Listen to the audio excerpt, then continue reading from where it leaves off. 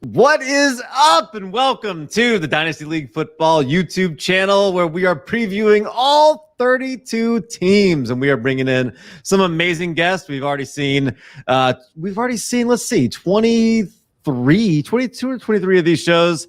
And we are excited to be talking about one of the most young, like up and coming, exciting teams in the NFL when you start really digging into it, in the Chargers. And we've got an awesome writer, awesome guy here in John Hesterman to break it down, fellow staff member at DLF, among other things. But I'm going to introduce him to you properly here in just a second. We're going to talk about the Chargers. We're going to talk about Keenan Allen and who, if anybody could possibly dethrone him as the target leader, who's going to lead this team in rushing, who that second running back might be, which could have some fantasy implications as well. And then, do we have a replacement for Hunter Henry? But we'll get into all that right after this.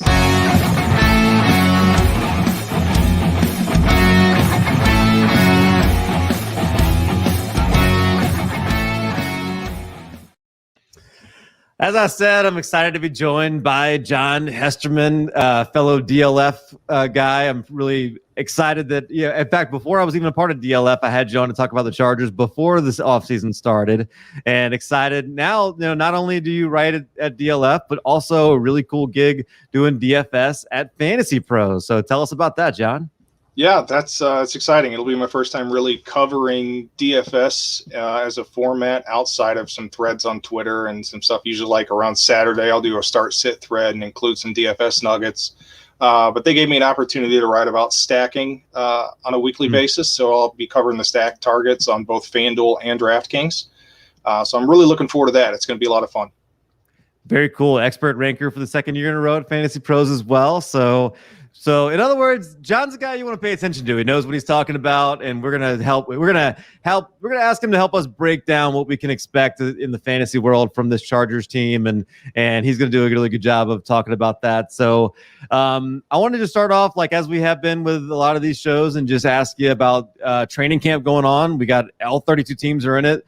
You wouldn't be alone if you missed out on certain information that comes out, which just there's with all the teams going and all of the different information out there. It's like drinking out of a fire hydrant or something. So what are you paying attention to since you follow this team? You love this team. What do you think are the most important storylines and camp battles that are there? Well, first of all, being a Chargers fan this far away from Los Angeles is kind of difficult this time of year. I don't have the media flood like locally. I've got to go hunting for the information. So that's kind of a negative of living that far away from your team. That being said, what I'm looking for right now is I need to know, and I think fantasy managers want to know, who's that second running back? Who's the RB2 that's going to emerge in this team? News came out today that they really want to limit the goal line work for Eckler. So who's going to be that guy? So that's one of the things that I'm paying a lot of attention to, along with just the overall growth from Herbert going into a sophomore season and how he's kind of meshing with his receivers right now. So those are the two things I'm paying the closest attention to. Let's drill down a little bit on that running back situation, because obviously Eckler's the guy there, and you mentioned Herbert, but this is a kind of a new offense for him too. We get Joe Lombardi coming in from New Orleans, and some interesting comments that we're going to get into in a little bit from the GM. But I want to just talk about the running backs. So like you said, it was something that news dropped today. They don't want to give him a lot of that work at the goal line. Seemed like maybe they learned their lesson last year when they handed him the full-time work and he had to miss a bunch of games. Maybe, just broke down a little bit. I don't know what the expectations are as far as his touches in 2021, but behind him, you have Justin Jackson, who media reports differ on whether or not he's fighting for a roster spot. You've got Josh Kelly, who was all the buzz last year, but then certain comments from Anthony Lynn about questioning his toughness, maybe. And then Larry Roundtree, the 6th round pick this year. So out of that group, I guess maybe who do you expect to win, or who do you want to win? So I at this point, I think Justin Jackson is kind of on that bubble. So I'm kind of looking more at Joshua Kelly and Larry Roundtree. And Kelly, I believe, is probably the front runner to get that line of work, to get the goal line, the short yardage situations. I think that's going to fall to Joshua Kelly. But that comes with the idea that he's cleaned up some of that fumbling. You know, the fumbling is really what kind of took him off the field last season in situations where he could have been relevant and could have made a bigger name for himself. So I'm looking to see if he's cleaning that up. And I haven't seen enough reports to say, hey, is he protecting the football? Is that something he focused on during the offseason? Is it something he's focused on now? And how is the coaching staff trying to cultivate that into him? Larry Roundtree, I feel like is more of a depth piece, and I'm really concerned about Justin Jackson. I like Justin Jackson's skill set from both sides of it, being able to operate between the tackles, having a little bit of pass catching in his acumen. I like all that stuff, but I really feel like he's kind of the odd man out in the offense they're trying to create right now, which does seem to favor Eckler as a passing option. Eckler, you know, in the first couple downs and you know, maybe in the receiving package. And really, when you get inside the 5, it's going to be Joshua Kelly is what it feels like right now. He got a decent amount of work, and it's so hard when you have a change in coaching staff to look at how they were used last year and try to compare it to this year, right? Like it doesn't always, you know, transfer over the way you would think. He had a bunch of snaps leading up to kind of the end of week 9, and then just didn't see a lot of the field after that. It seemed like the coaching staff lost some faith in him, lost some confidence. Larry Roundtree is this regime's draft pick, which is interesting. But then you look at I looked up his player profiler page, and I'm not sure that. Ooh. Yeah, it's pretty bad. Yeah, it's kind of bad in a couple different areas. And you know, one of the first things you want to look at when you look at how much time is this rookie going to see, you want to look at draft capital. Well, there's not much of an investment there. You know, we've all been in those last couple of rounds of drafts, so we know what kind of players you're looking at in that range. So there's not enough draft equity to say, hey, we have to get this guy involved. So then you look at the measurables, and when you compare them, and I think it was Debro that put up a comparison the other day of you know, Joshua Kelly's measurables versus Larry Roundtree's, and the two couldn't be further apart. And so I don't know if they're going to go with him because he's their draft pick. I guess we'll see what we have, but I really think Joshua Kelly manages to edge him out just based on the measurables and the athletic profile that he possesses over Roundtree. Yeah, it really is pretty. I saw that same thread, and that was really interesting. And I was going through trying to see if I could figure out which one was, you know, what he was talking about, and ultimately figured that one out. And that was, yeah, it's pretty bad. So I don't know. Hopefully, I really like Josh Kelly coming out of college. I thought he was a good running back. You can't always take just what somebody is in year one and necessarily pronounce them a failure right away. Sometimes they need that second year, right? So We'll see what he's going to be able to do. The other one heading into their second year is Justin Herbert. You mentioned that, and some interesting comments. It was from the head coach who was talking about.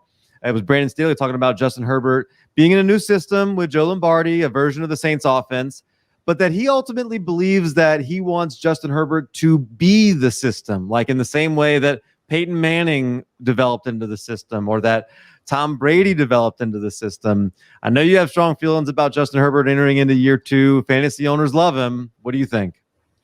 I think it's going to be, here's the difference. The difference was last year with Anthony Lynn, Herbert wasn't preparing as a starter. In fact, I mean, it was a dogfight tooth and nail to keep Herbert in the lineup based on what Anthony Lynn felt and what Anthony Lynn was saying at the podium. And don't think I've forgotten any of those comments. If you're listening to this podcast, Anthony Lynn, you're on my crap list, just so you know. This year, he's preparing that way. Yes, it's a new offense, but he's preparing with it from the get-go. He's preparing with the ones. He's operating with the ones. They're going to give him a little bit of space to operate, and they're going to kind of tailor it a little bit more to what fits him. So I think he's going to pick it up. I think he's going to be good. Is he being maybe overdrafted a little bit? Well, that's something we might touch on a little bit later. But I think he'll find success. I think they're going to tailor this to kind of fit what Herbert does well. And the preparation is the biggest thing for me right now, is he's getting that opportunity to prepare as the number one. The other thing that's been, a big story out of camp has been Mike Williams. And man, whoever he has hired as his hype man to hype him up for fantasy purposes every year, like he's getting his money's worth because it was me. like he hired me. Yeah, he hired me. Just go read some of my stuff on DLF. You'll see it. It's there. Yeah. So, I mean, like every year we hype him up. It doesn't seem like it's paid off yet, but like there's talk about him playing the quote unquote Michael Thomas role in Joe Lombardi's offense. And, a lot of things to get excited about Mike Williams, right? There is. And he's one of the people that I did look up some stuff for this episode. So yeah, there's some stuff we'll talk about a little bit later on when it comes to him. I do like his opportunity. And first of all, I want to lead everything that's going to be said later off of this. You've got a guy that has at least once in his career scored 10 or more touchdowns. Mm-hmm. He's had over 1,000 yards. So he succeeded in that role at this level. Granted, those were 2 different seasons, but both of those seasons were with kind of the last stand of Phillip Rivers at the tail end of his career, weaker arm, less likely to challenge downfield, more likely to be intercepted when he did challenge downfield. Mm-hmm. So having someone that's coming in with a strong arm that obviously has no problem challenging deep, I like Williams this year. And I know we do this every single year, but the gap is so much bigger this year than it has been in previous years that, yeah, he's a candidate to break out. I'm definitely interested in that. I'm going to ask you, actually, since it's just me and you, I'm going to ask you a couple of defensive questions. I don't normally even do that, but just in terms of like this secondary with Derwin James back, could it be the best unit in the NFL? I don't know about the best, but I think it's in the top 5. Yeah, I think they've got the talent there to really, and it comes down to cohesive. Like they have the pieces. So is the unit going to be able to operate cohesively all together? And all together means we're assuming health from Derwin James. We're assuming health from Joey Bosa. We're assuming just everybody's back. That's what we're assuming is everybody's back. Let's see what we can do as a unit, as a group. And the thing is, and I don't want to curse it, so I'm knocking on anything. Like every year there's that batch of injuries that happen to this defensive unit that strips it down, and they look awesome on paper, and then the season hits, and the 4 of them left standing can't hold it on their own. And so far, knock on something that hasn't happened. Yeah, and Kenneth Murray there in the inside linebacker, Nasir Adderley, and Chris Harris, and Asante Samuel. Chris Harris. I love the Chris Harris signing. Yeah. I love the Chris Harris signing. I think that's going to be a good nickel fit and gives us that depth over the middle, and I love that. Yeah, so many good things. It just seems like, it feels like you said, like it does seem like there's always kind of that injury that kind of is a downer, but hopefully we don't get that. I got some wood here I'll knock on for you. So thank you. Appreciate it. Yeah, you got it. Let's talk about sleepers. And, there's definitely some good candidates, I think, from this team. So if someone on this team is a sleeper that we're underdrafted right now and outperforms for us, who would that be? Well, I'm going to start with someone we already talked about, and I'm going to give you 2. I'm going to give you the most obvious, and then I'm going to give you something a little bit deeper for those in the bigger leagues. Awesome. Mike Williams. Mike Williams is a sleeper this year. I actually have an article on DLF in the Summer Sleeper Series about the Chargers, and Mike Williams was the guy I talked about. So there's a lot more meat on the bone if you want to go check out that article. In the last 3 healthy seasons, he's finished as wide receiver 32, 41, and 48 respectively. While those aren't awesome, what made it so disappointing was where he was drafted, which was much higher than all of those numbers. Now he's sitting per the latest DLF ADP, he's sitting at wide receiver 55. Mm-hmm. That's a huge gap right there. So already he's in the category of being able to outperform his cost. So that's one side of it. The other side of it, when we talked about how those 3 seasons were with Rivers at the tail end of his career, now he's getting a full off season with Herbert. They're already talking about, in fact, Florio was reporting today about how Mike Williams is the connection is growing between him and Herbert, and how the coaching staff feels like he's the guy that corners can't cover. That's all really glowing stuff. So getting that rapport, getting to work with Herbert and a full offseason program means that barring injury, Mike Williams is set to be able to smash his ADP and be one of those top ROI type players, return on investment. He's a guy that you're going to get your money out of, assuming he's healthy. I love this question that just came in from Justin. How do you join a dynasty league? I don't know that I have a great answer for this. Just do you? Yeah, Safe Leagues. Safe Leagues is a partner with DLF, and that's something that Ryan McDowell and Scott Fish are kind of both involved in. I'm hoping I'm saying that correct. I'm pretty sure those two are both working on that. But Safe Leagues is a great place to find a league to get into, and they've got all kinds of options there that you can go through to get into one. In fact, they unveiled their Ultra Flex, which is a really cool format. Their Ultra Flex League just a month ago or so, and I got into one of those, and it really changes the way you draft. So that's a lot of fun. So Safe Leagues is the place to start if you're looking to get into a dynasty format. You can find a bunch of different options there. Pick which one seems to suit what you want to get into and start your journey. Come join the brotherhood. Love that. Yeah, I'm glad you were. That's the first time we've gotten that question on any of these episodes. I'm glad you were the one on here and could answer that for us. That's a great. So is it safeleagues.com or just Google Safe Leagues or? Yeah, I'm pretty sure it's safeleagues.com. Yeah, okay, I can pull it up here. Yeah, no, that's perfect. I love that. And look, if you are interested in joining a dynasty league, Justin, and you want an edge, one thing, go back and look at the catalog of these episodes. We talk a lot about dynasty football, and then Ask DLF on Tuesday nights, where we literally answer whatever question that you have, me and Tyler Karp, and we could take you through your draft, like all those things. So, Justin, you should join us for that. I think it's leaguesafe.com is what it is. Leaguesafe.com. Okay. LeagueSafe, that's it. There you go. There we go. Very cool. So I love your Mike Williams call, and that was, I think, your regular size sleeper. Like you said, wide receiver 55 certainly seems to be undervalued, going at the same place as like McCole Hardman and around the same range as Marquise Brown, and he does feel like he's got more upside than those guys right now for sure. Who's your deeper sleeper? Tyron Johnson. So, and when I say deep, I mean deep. I think this guy is currently outside the top 200. Oof. So he's free. He's probably on waiver wires. And I know there's some buzz about Jalen Guyton. Tyron Johnson, though, is really interesting to me because there's been reports out of camp. In fact, a couple of really nice highlight catches. We're talking 60, 70-yard bombs that Tyron Johnson is coming up with. Now, Tyron Johnson only had 26 targets last season, right? Okay, not a high number. He caught 20 of them. Oh, with an average yards per reception of 15.3. So if you're looking for the burner on this offense, and this offense doesn't have a clear-cut wide receiver 3 because their wide receiver 2 is kind of Austin Eckler. So if you're looking for that deep, if you're in a deeper league and you're looking for someone to throw on the bench and see if something sticks, a guy that caught 20 passes on 26 targets with 15.3 yards per and came down to 3 touchdowns, all of which were deep, that's not a bad place to start. And for what he costs you, if he doesn't work out, you dump him. Yeah, 398 yards, 3 touchdowns. That's that he really, you're right. He definitely outperformed more than, I guess. Are you worried about Josh Palmer in that sense? Like, is it possible that he takes that role away from him?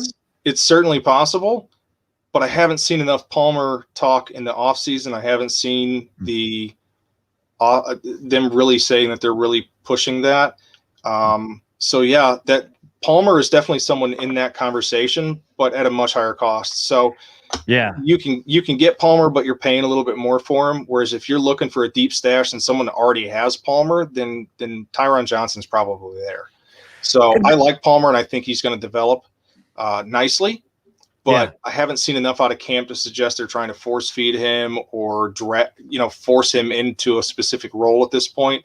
I like Palmer a lot, but we got to see some of it. We got to right see now. I've seen like the stats are pretty kind of neat for Tyron Johnson. Yeah, and this is the exact perfect type of guy that starts getting buzz in camp, and then all of a sudden, like I've heard Cecil Lammy and Sigmund Bloom talk about that drum beat, where it's that consistently positive news, and you see them like performing well over and over again in camp, and then like he's entering This is his second year. Yeah, his second year. So came in same time as Herbert, and there's a lot of really interesting things. That's the kind of guy you go in and pick up, and like you said, doesn't cost you anything, and could be something in an offense that we expect to be pretty good. So, love that call. What about on the other side? Who do we think might be a potential bust? All right, this is going to get me blown up in the mentions, but hear me out. Stick with me from A to Z. I'm not a frog. You're not a bunny. Don't hop ahead. Just stick with me for this, okay? As far as bust potential, the guy that really does seem to have it is Justin Herbert. And I say that not because I have nothing but love for Justin Herbert. He has vaulted up ADP. I mean, absolutely skyrocketed for someone that at this point last season, we were all looking at as being a developmental quarterback in an Anthony Lynn-led system. So, but now he's all the way up to, let me pull it up.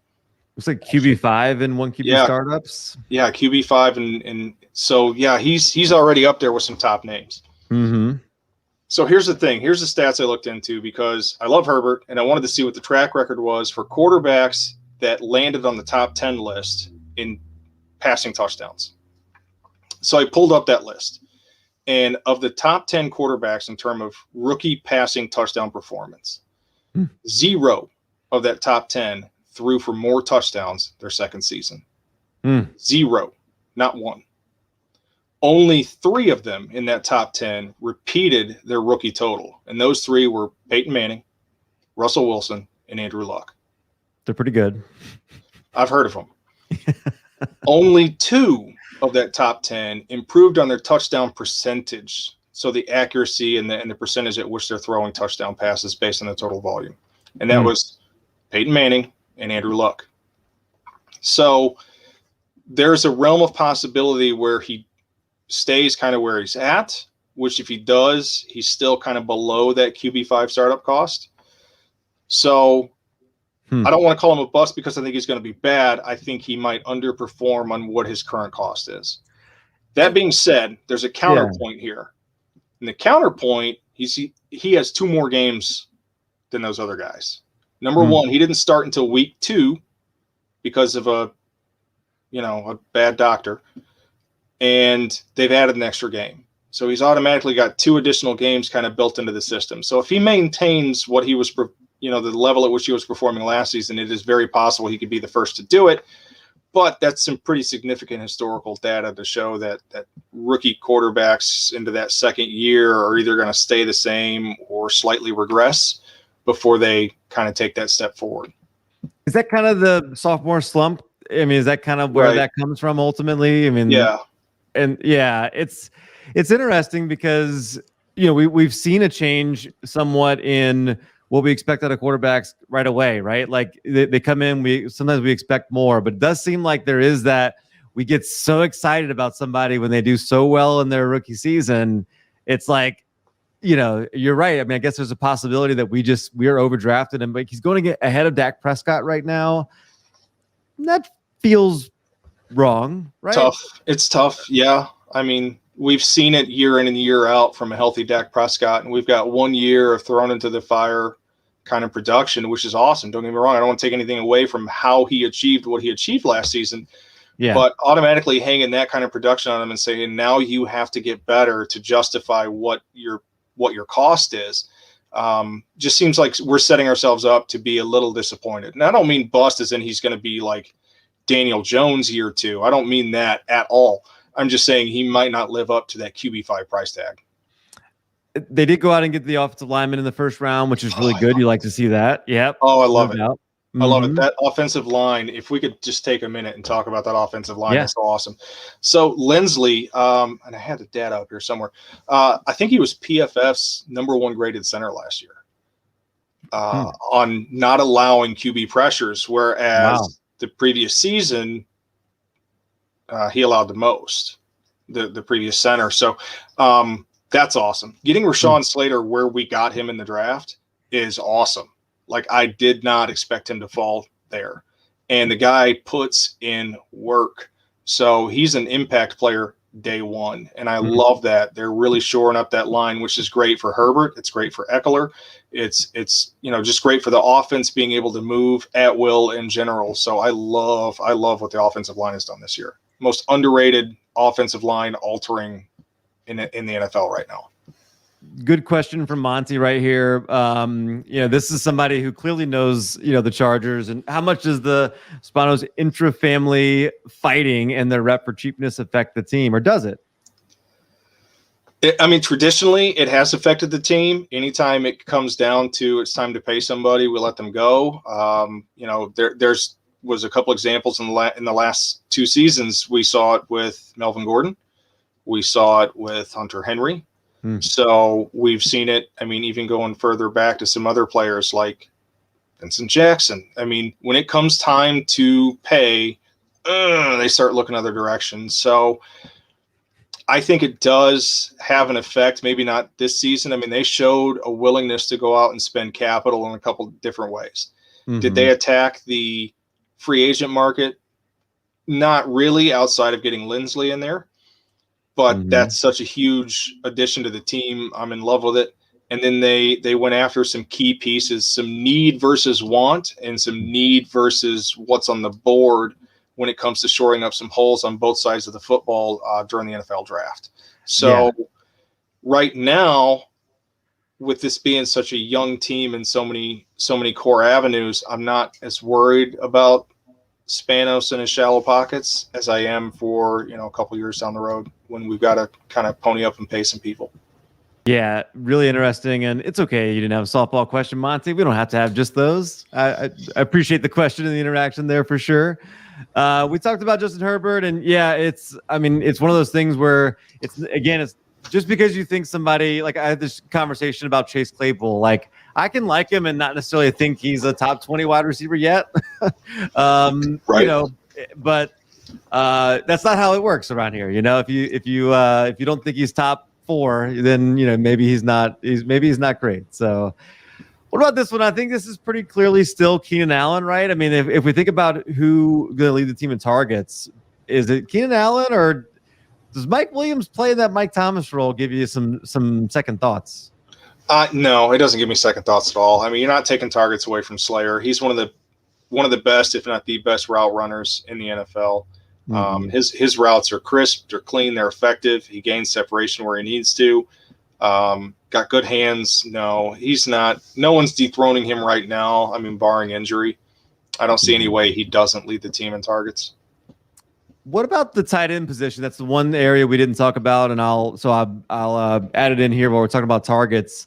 There was some Donald Parham, right? Yeah. Some buzz for him early in the offseason before Jared Cook came in town. But do you think Jared Cook adds the dynamic to this offense at all, or has the ship sailed for him? I don't think it's sailed yet, even at his age. He's got 3 straight seasons of, and I don't have the stats in front of me, I think 500 plus yards and, averaging 5 to 6 touchdowns. So I think his presence is going to be a key factor in certain situations. I think he's going to be a package player that is a goal line option, big-bodied, athletic enough to get the job done when it counts, and third down situations. I think there's going to be packages that are deployed for him specifically in mind based on what he's capable of doing. He is not a yak guy. We're not going to expect 30-plus-year-old Jared Cook to go sprinting down the field with any great giraffe strides. But he can be used in situations like that where we've got a couple yards to get, and he's got the best matchup.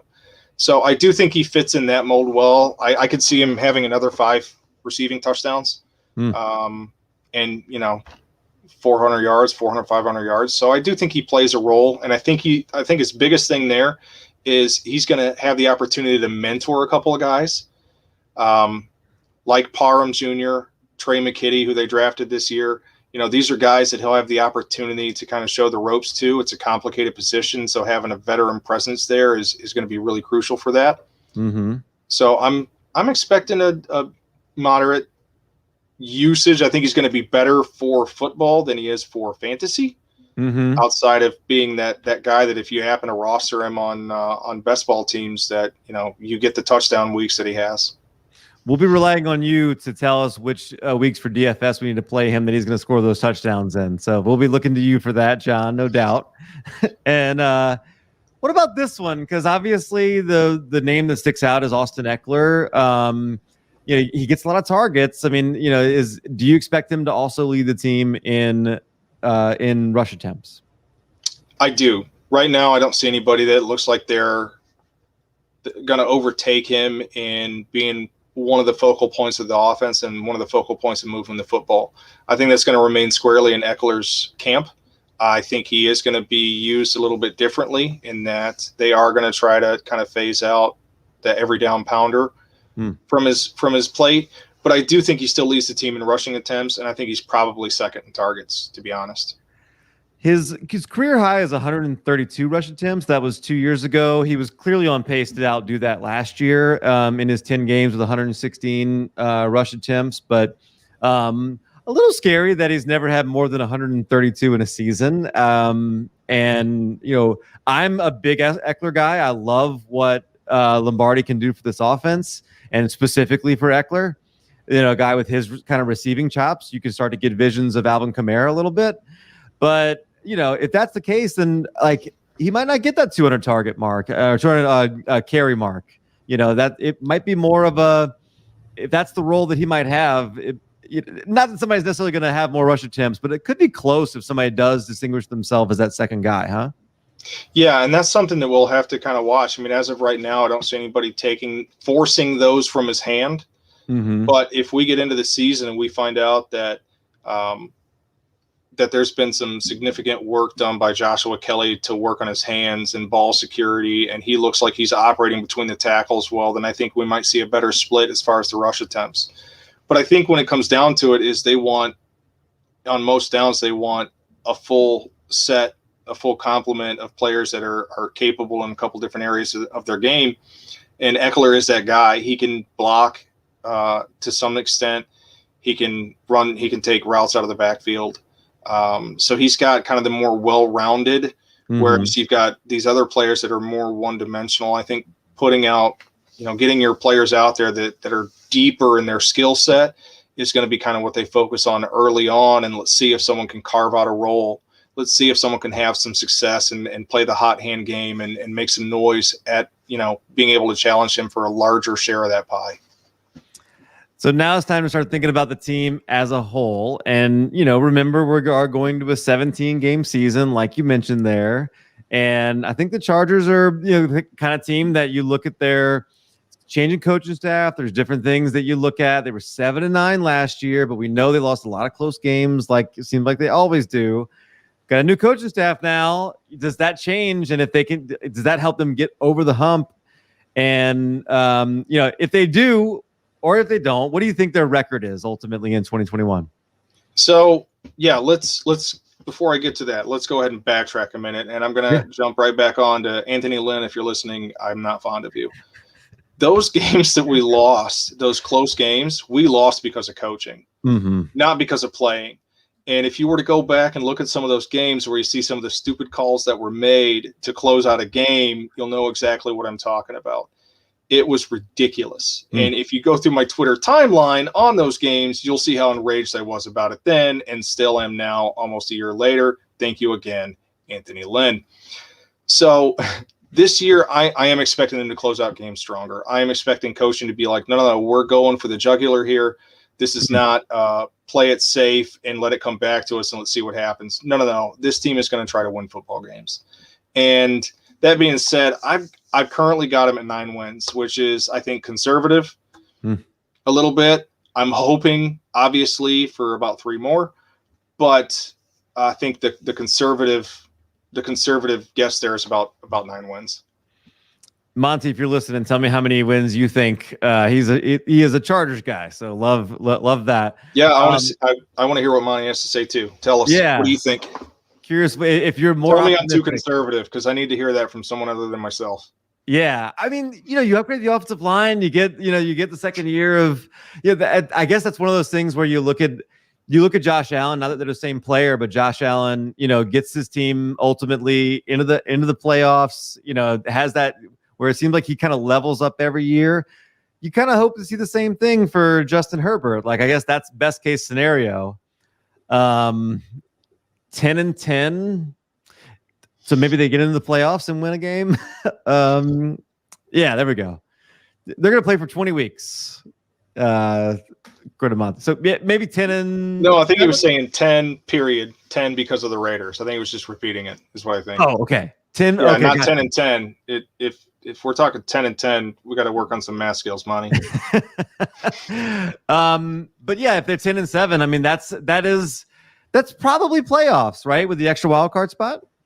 Yeah, it's probably playoffs, but we're in the division with some other team that everybody's always hot to trot about, that everybody always pencils into the playoffs. Yeah. So we have that to contend with twice a year. So no doubt. Yeah. Sorry, I misunderstood you there, Monty. All right. Well, good. I think that just about wraps us up there for the Los Angeles Chargers. John, as everyone heard, you are great at breaking things down. It's not only the Chargers, though. John likes to break down everything. You can find his work over at DLF.